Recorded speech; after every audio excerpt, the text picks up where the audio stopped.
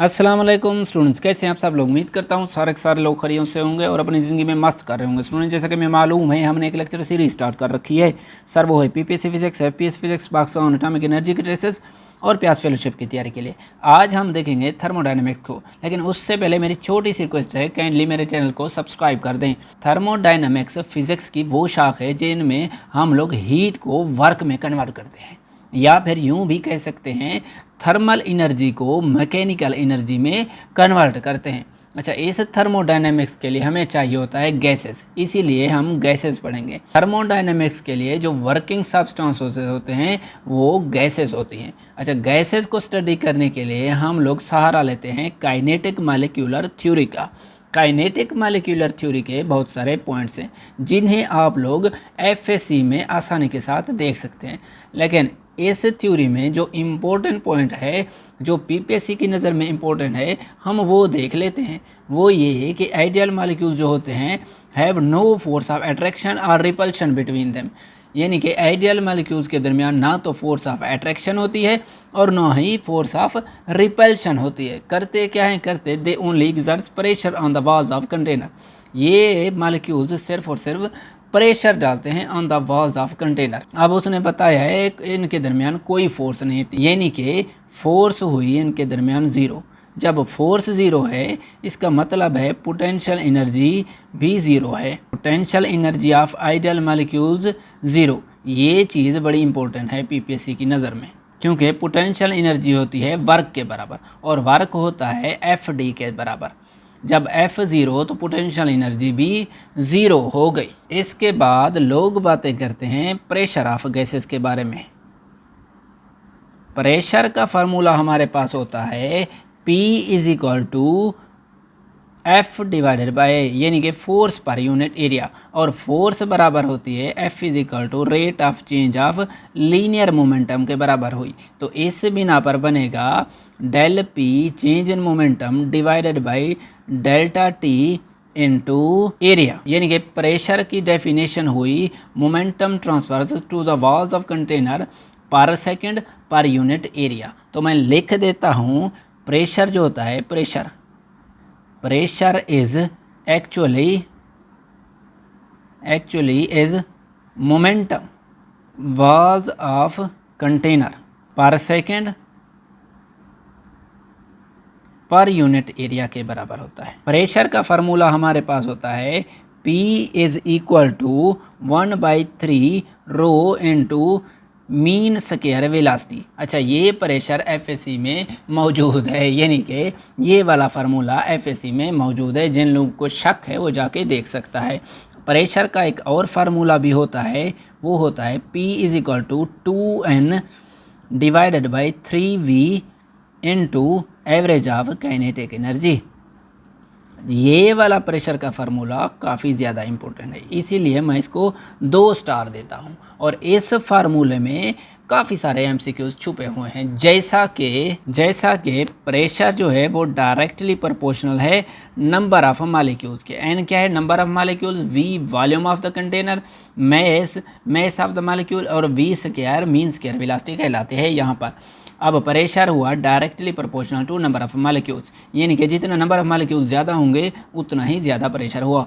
और second MCQs इसका ये हो सकता है, जो प्रेशर है वो इन्वर्सली प्रोपोर्शनल टू इस वॉल्यूम के है। ये कब होगा, एट जब टेम्परेचर कांस्टेंट होगा। ये ओबे करेगा बॉयल्स लॉ को। सिमिलरली थर्ड हमारे पास है, प्रेशर है directly proportional to mass of molecules के। ये प्रेशर मैस के डायरेक्टली प्रोपोर्शनल है।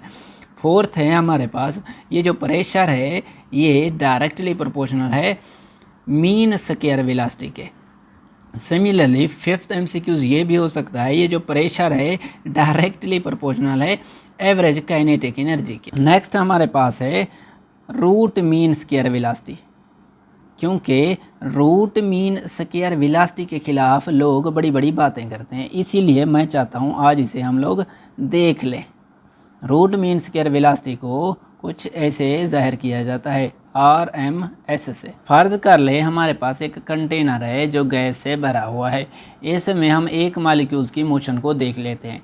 ये है एक मालिक्यूल्स, ये अगर इस डायरेक्शन में जा रहा है तो इसकी वेलोसिटी होगी +v, और अगर इसकी दीवार से टकराने के बाद वापस आ जाए यानी कि वेलोसिटी ऑपोजिट हो जाए तो वेलोसिटी माइनस हो जाएगी। तो इस लिहाज से इनकी एवरेज वेलोसिटी बनेगी v एवरेज, वो बनी v minus v divided by 2, यानी कि एवरेज वेलोसिटी हुई 0। अच्छा, इसी एवरेज वेलोसिटी को हम लोग मीन वेलोसिटी भी कहते हैं क्योंकि दोनों का मीनिंग सेम है, वो भी 0 के बराबर हुई।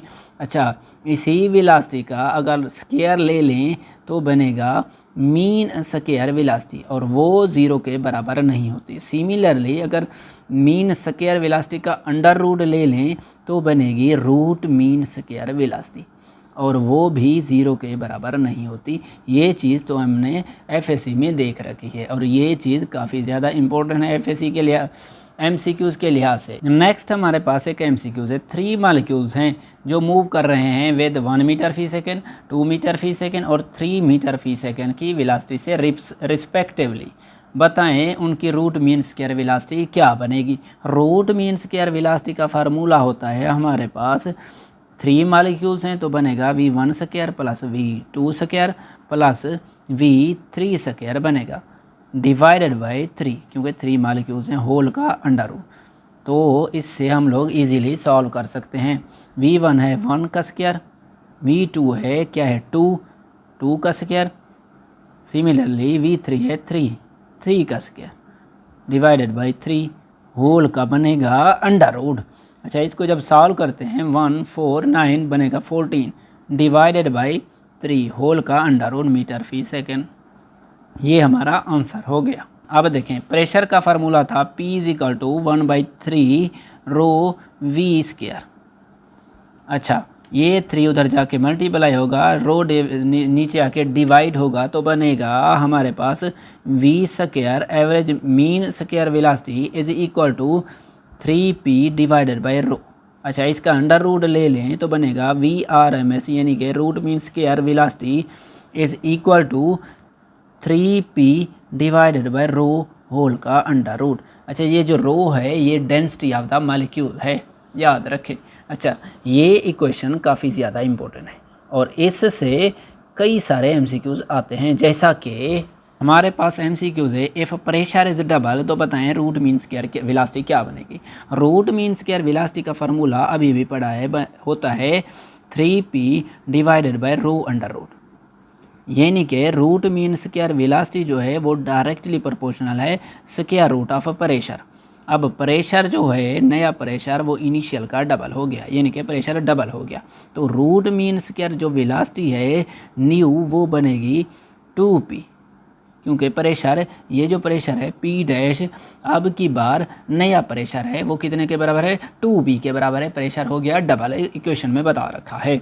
अच्छा, तो इस लिहाज से RMS new root mean square velocity बनेंगे 2 under root time of p। ये जो p है वो किसके बराबर है, प्रेशर के बराबर है। ये जो p है किसके बराबर है, रूट मीन स्क्वायर वेलोसिटी, यानी कि रूट मीन स्क्वायर वेलोसिटी बनी 2 under root time of initial root mean square velocity.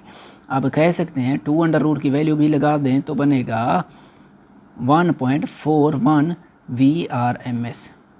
अब यहीं से भी अंदाज़ा लगा सकते हैं root mean square velocity directly proportional है प्रेशर के। जब प्रेशर डबल हो गया तो root mean square velocity 2 under root time increase हो जाएगी, जैसा कि उसने बताया प्रेशर हो गया है डबल। प्रेशर क्या हुआ है, डबल। प्रेशर कब डबल हो सकता है, देखें हमारे पास इक्वेशन है PV = nRT, journal gas equation. Pressure है, प्रेशर जो है हमारे पास डायरेक्टली प्रोपोर्शनल है टेम्परेचर के। इसका मतलब ये हुआ कि चार्ल्स लॉ के मुताबिक जब प्रेशर इज डबल, इसका मतलब ये है कि टेम्परेचर उस वक्त डबल हो गया होगा। अब आ जाए कोई भी MCQs, if pressure is double temperature का जिक्र ही ना हो तो तब ये जर्नल केस होता है। तब होता ये है कि प्रेशर उसी वक्त चेंज होगा जब टेम्परेचर चेंज होगा। तो ये कौन सा है, इन जर्नल केस है हमारे पास। अब देखें in isothermal process if pressure is double, तो बताएं रूट मीन स्क्वायर वेलोसिटी क्या होगी। अच्छा, ये वाला केस जो है ये जर्नल केस नहीं है, क्योंकि इसमें आ गई है बात आइसोथर्मल प्रोसेस की। ये एक मोहर लग गई है, ये एक कंडीशन अप्लाई हो गई है। तो गौर से सुने, प्रेशर जो है दो सूरतों में इंक्रीज हो सकता है। पहला केस ये कि आप लोग टेम्परेचर इंक्रीज कर दें तब प्रेशर इंक्रीज होगा, या फिर वॉल्यूम को डिक्रीज कर दें तब भी प्रेशर इंक्रीज हो सकता है। जैसा कि हमारे पास इक्वेशन होती है P is equal to 2N divided by 3V average of kinetic energy. ये जो एवरेज ऑफ काइनेटिक एनर्जी है ये डायरेक्टली प्रोपोर्शनल होती है, average kinetic energy directly proportional होती है टेम्परेचर के। तो इस केस में आइसोथर्मल प्रोसेस है, यानी कि टेम्परेचर कांस्टेंट है, तो हमारे पास एवरेज काइनेटिक एनर्जी भी कांस्टेंट होगी। ये दोनों क्या हैं, इस केस में कांस्टेंट है। तो होगा क्या, ये जो प्रेशर है ये वाला प्रेशर वो इन्वर्सली प्रोपोर्शनल होगा वॉल्यूम के। ये क्या है, बॉयल्स लॉ है, क्योंकि n कांस्टेंट है, 2 भी कांस्टेंट है और 3 भी कांस्टेंट है। तो आइसोथर्मल प्रोसेस है और एवरेज काइनेटिक एनर्जी भी कांस्टेंट है, तो इस लिहाज पर जो प्रेशर है वो इन्वर्सली प्रोपोर्शनल टू वॉल्यूम है। अब की बार हमारे पास क्या केस है, प्रेशर डबल हो गया। जब प्रेशर इंक्रीज होता है तो इसका मतलब है वॉल्यूम डिक्रीज हो गया है। अगर प्रेशर डबल है तो वॉल्यूम हाफ है। अब देखें, जो डेंसिटी का हमारे पास फार्मूला होता है, density is equal to mass per unit volume. अब वॉल्यूम हाफ हो गया है तो इसका मतलब है डेंसिटी डबल हो गई है। रूट मीन स्क्वायर वेलोसिटी का फार्मूला देखें, VRMS, वो बनता है हमारे पास 3P डिवाइडेड बाय रो का अंडर रूट। अब प्रेशर डबल है तो डेंसिटी भी डबल है, तो होता क्या है, ये जो रूट मीन स्क्वायर वेलोसिटी है वो कांस्टेंट हो जाती है। अब प्रेशर बढ़ जाए अगर आइसोथर्मल प्रोसेस है तब root mean square velocity constant रहती है। अगर जर्नल केस आ जाए हमारे पास प्रेशर इज डबल, सिंपली यही बात की गई हो कि बताएं रूट मीन स्क्वायर वेलोसिटी क्या होगी, तो root mean square velocity 1.41 times increase हो जाएगी। अब है हमारे पास टेम्परेचर इंटरप्रेशन, यानी कि टेम्परेचर का अमल दखल। टेम्परेचर का फार्मूला होता है T is equal to 2/3K into average kinetic energy. तो काइनेटिक एनर्जी का फार्मूला बनेगा 3KT divided by 2 into average kinetic energy. MCQs है हमारे पास, at same temperature which one have more kinetic energy of the molecules, यानी कि same temperature पर किसकी काइनेटिक एनर्जी ज़्यादा होगी, हाइड्रोजन की ज़्यादा होगी या ऑक्सीजन मॉलिक्यूल की ज़्यादा होगी। काइनेटिक एनर्जी का फार्मूला होता है एवरेज काइनेटिक एनर्जी का हमारे पास 3KT डिवाइडेड बाई 2। अब काइनेटिक एनर्जी जो एवरेज है वो डायरेक्टली प्रोपोर्शनल है टेम्परेचर के। इस केस में सेम टेम्परेचर है, यानी कि टेम्परेचर कांस्टेंट है।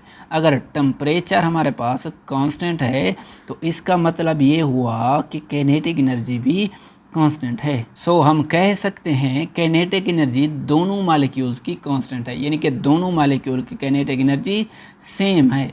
अब एक बात जहन में बिठा लें, वो ये कि सेम टेम्परेचर पर जितनी भी गैसेस हैं पूरी यूनिवर्स में उनकी काइनेटिक एनर्जी सेम होती है। हाँ, अगर यूं आ जाए कि बताएं अबव MCQs में, ऊपर वाले MCQs में रूट मीन स्क्वायर वेलोसिटी किसकी ज़्यादा है अगर टेम्परेचर हो constant, half mv square is equal to 3KT divided by 2। अब 2 से कैंसिल हो गया तो मीन स्क्वायर वेलोसिटी बनी 3KT डिवाइडेड बाई m।